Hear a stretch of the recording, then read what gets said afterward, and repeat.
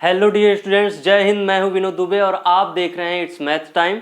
उम्मीद करता हूं आप सब स्वस्थ होंगे, मस्त होंगे और एग्जाम की तैयारी अच्छी चल रही होगी और साथ ही साथ मस्ती भी चल रही होगी। तो आज हम बिना किसी देरी के देखने वाले हैं सम एप्लीकेशंस ऑफ ट्रिग्नोमेट्री के हाइट एंड डिस्टेंस से कुछ क्वेश्चंस, जिसमें पहला नंबर क्वेश्चन क्या है देखिए। A circus artist is climbing a 20 metre long rope which is tightly stretched and tied from the top of a vertical pole to the ground. Find the height of the pole if the angle made by the rope with the ground level is 30 degree. कहता है कि एक circus artist है। कौन है?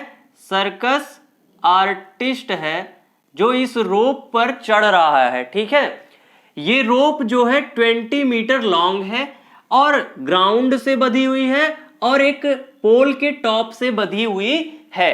तो बोला कि अगर ये 20 मीटर लेंथ की इसकी स्ट्रिंग है या जो रोप है तो हमें हाइट बताइए पोल की। तो अब हमें देखो यहां पर क्या पता है, यहां पर हमें पता है हाइपोटेनस।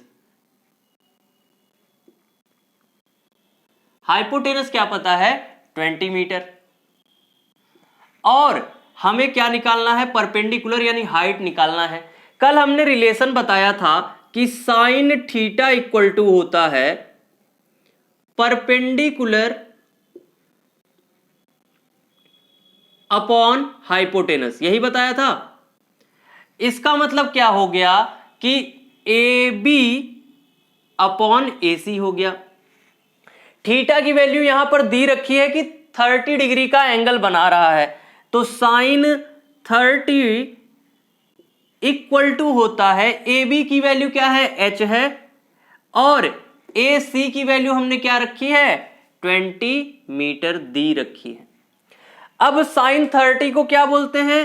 1/2 इक्वल टू हो गया h upon 20 metre.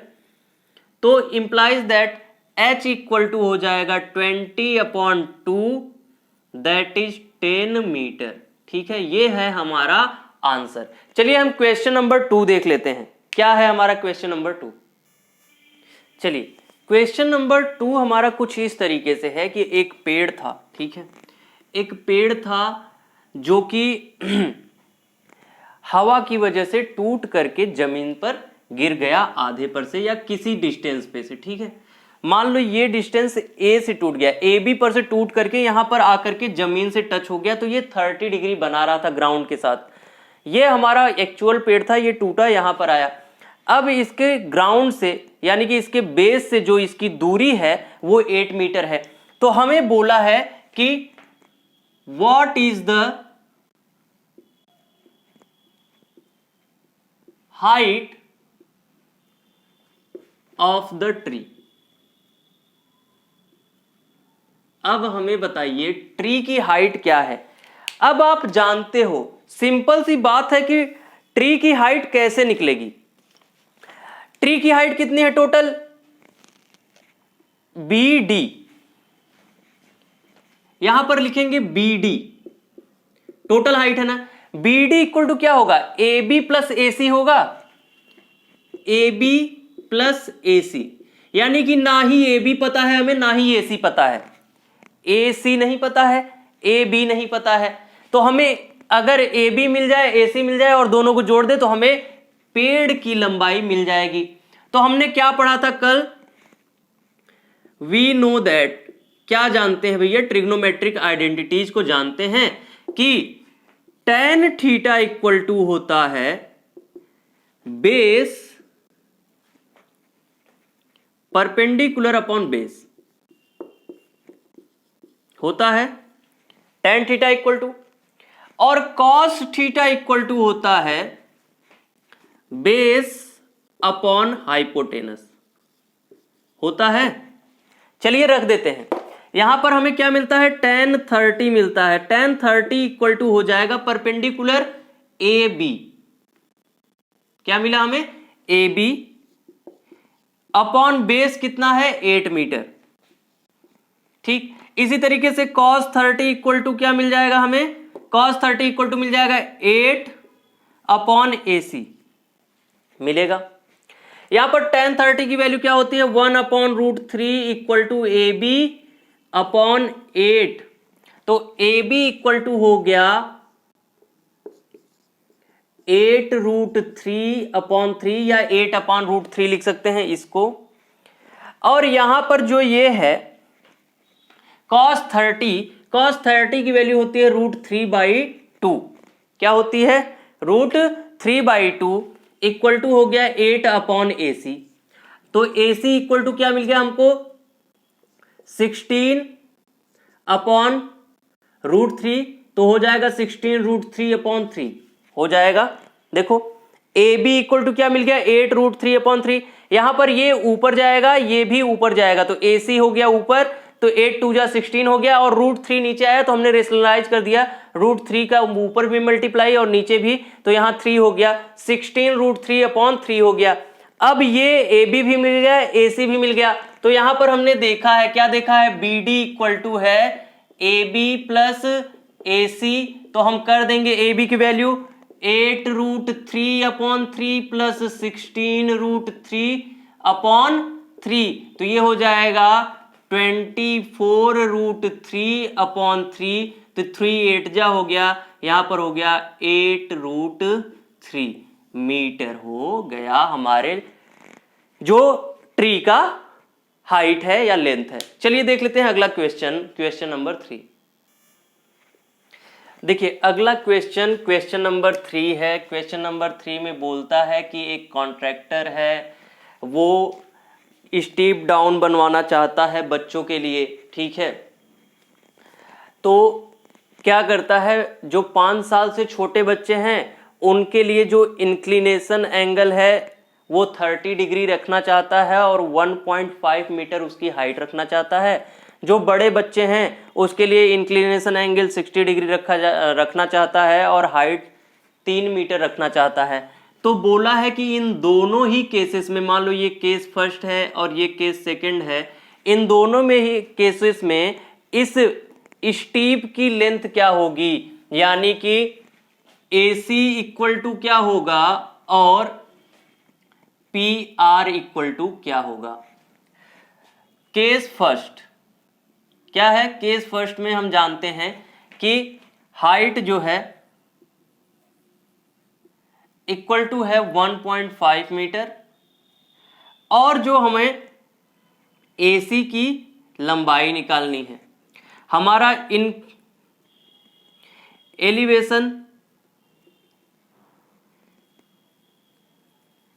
Elevation angle जो है 30 डिग्री है। अब हमें बताओ हाइट जो है यहां पर परपेंडिकुलर को शो कर रहा है, ये हाइपोटेनस को शो कर रहा है, तो परपेंडिकुलर और हाइपोटेनस के बीच में रिलेशन क्या है? Sine theta equal to perpendicular upon hypotenuse होता है। तो यहां पर क्या मिल जाएगा हमें? AB upon AC, that is क्या है हमारा 1.5 मीटर अपॉन AC हमें निकालना ही है। तो यहां साइन कितना है 30 इक्वल टू हो गया 1.5 अपॉन AC, और साइन 30 की वैल्यू होती है 1/2 इक्वल टू हो गया 1.5 अपॉन AC, तो AC इक्वल टू हो गया 3 मीटर, यानी स्टीप की जो लेंथ होगी वो 3 मीटर होगी। ये कितनी होगी? 3 मीटर होगी। चलिए केस सेकंड देख लेते हैं, ठीक है। केस सेकंड थोड़ा बगल में यहीं देख लेते हैं। केस सेकंड में क्या है? यही चीज कि हमारी हाइट यानी परपेंडिकुलर क्या है वो 3 मीटर है, हाइपोटेनस PR इक्वल टू निकालना है, थीटा इक्वल टू क्या है 60 डिग्री है, तो साइन 60 डिग्री इक्वल टू हो जाएगा क्या PQ अपॉन PR।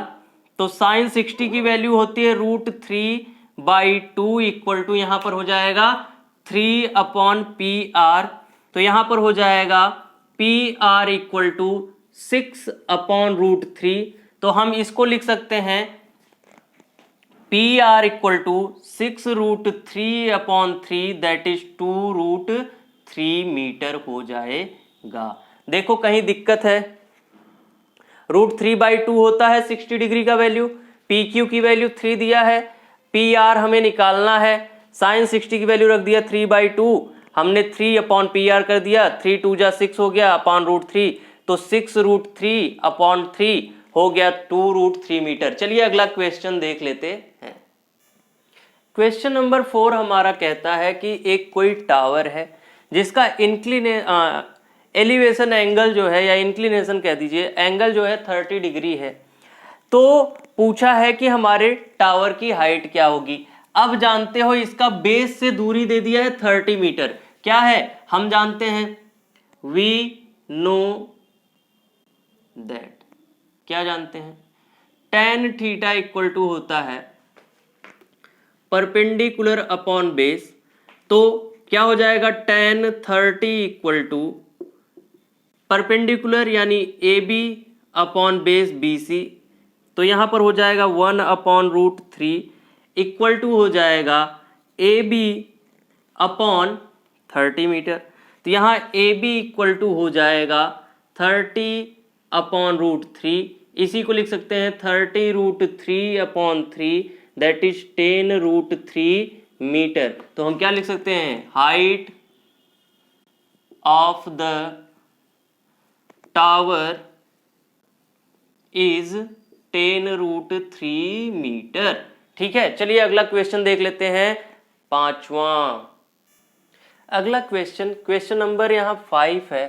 कहता है कि एक पतंग है जो जमीन से 60 मीटर की ऊंचाई पर उड़ रही है और एक जगह से कोई देख रहा है, तो वो इंक्लिनेशन एंगल जो है 60 डिग्री मिल रहा है। तो बोल रहा है कि इस पतंग की जो डोर है, स्ट्रिंग है, उसकी लंबाई यानी AC इक्वल टू निकालना है, AC की वैल्यू निकालनी है। तो क्या होता है, साइन 60 डिग्री इक्वल टू हो जाएगा परपेंडिकुलर अपॉन हाइपोटेनस। तो यहां पर साइन 60 डिग्री यानी 3/2 इक्वल टू परपेंडिकुलर क्या है 60 अपॉन क्या हो जाएगा AC। तो AC इक्वल टू हो गया 60 इंटू 2/√3। तो यहां पर AC इक्वल टू लिखेंगे 120√3/3। तो ये AC की वैल्यू हो जाएगी 40√3 मीटर। ठीक है, इतनी हो जाएगी हमारे स्ट्रिंग की लंबाई, यानी 40√3 मीटर हो जाएगी। चलिए अगला क्वेश्चन देख लेते हैं, क्वेश्चन नंबर 6। तो ये है क्वेश्चन नंबर 6 का फिगर। चलिए क्वेश्चन देख लेते हैं हम। क्वेश्चन क्या है हमारा, A 1.5 meter tall boy is standing at some distance from a 30 meter tall building. The angle of elevation from his eyes to the top of the building increased 30 degree from 30 degree to 60 degree as he walks towards the building. Find the distance he walked toward the building. कहा है कि एक लड़का है जो 1.5 metre लंबा है। अब ये इस पॉइंट से इस बिल्डिंग को देख रहा है यहां पर, तो इसको कितना इंक्लिनेशन एंगल इसका बन रहा है 30 डिग्री। तो ये कुछ दूरी चलने के बाद जब यहां पहुंचता है पॉइंट C पर, यहां से देखता है तो इंक्लिनेशन एंगल क्या मिलता है 60 डिग्री मिलता है। तो पूछा गया है कि लड़का कितनी दूरी चलता है, क्या करता है, लड़का कितनी दूरी चलता है। अब आप जानते हो जो टोटल हाइट है, height of the building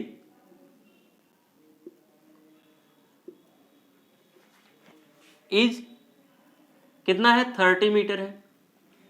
30 metre यानी कि कहां तक, ये पॉइंट भी नाम दे दो, ये मान लो E है और ये है F। तो AE इक्वल टू 30 मीटर है, जबकि DE इक्वल टू 1.5 मीटर है। तो AD इक्वल टू क्या हो जाएगा 30 minus 1.5, that is equal to हो जाएगा 28.5 मीटर। यानी कि ये हाइट जो है यहां से लेकर के यहां तक की 28.5 मीटर है, बस यहां से यहां तक। ठीक है, अब हमें क्या पता करना है, देखिए जो एंगल है, एंगल ABD इक्वल टू है क्या 30 डिग्री, और एंगल जो है ए सी डी इक्वल टू है 60 डिग्री। ये दोनों चीज दिख रही है आपको यहां पर, ए बी डी और ए सी डी। अब आप बताओ, हमें यहां पर हमें परपेंडिकुलर मिल रहा है, बेस हमें निकालना है।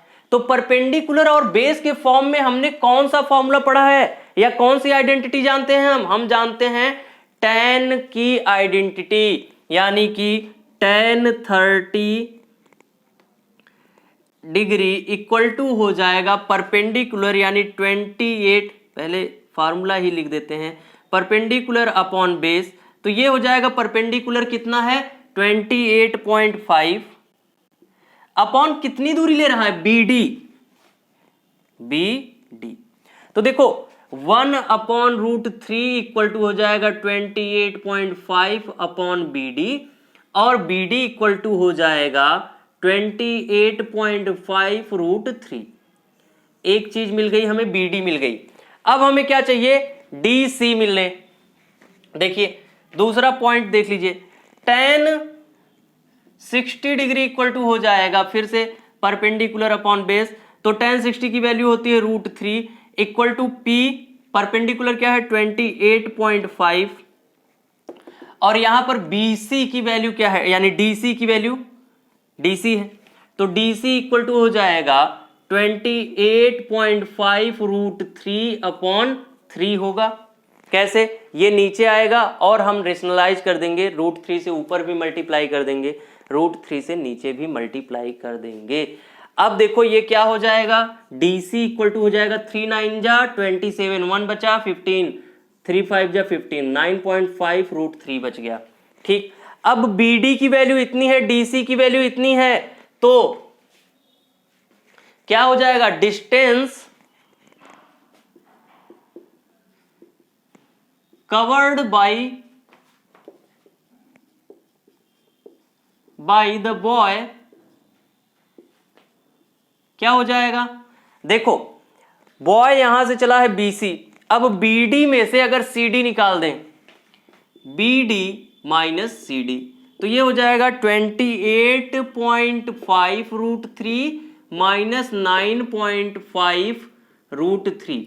अब देखो क्या हो जाएगा, 0.5 में से 5 गया 0, यानी कि यहां पर हो गया 18 में से 9 गया 9, और यहां बचा 1, 19√3 आ गया हमारा।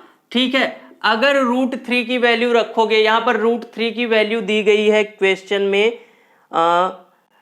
तो रख दो, नहीं तो कोई बात नहीं है, 19√3 मीटर ही रख दो, कोई दिक्कत नहीं। अगर बोला जाए तो 19√3 को लिख देना 19 इंटू 1.73, और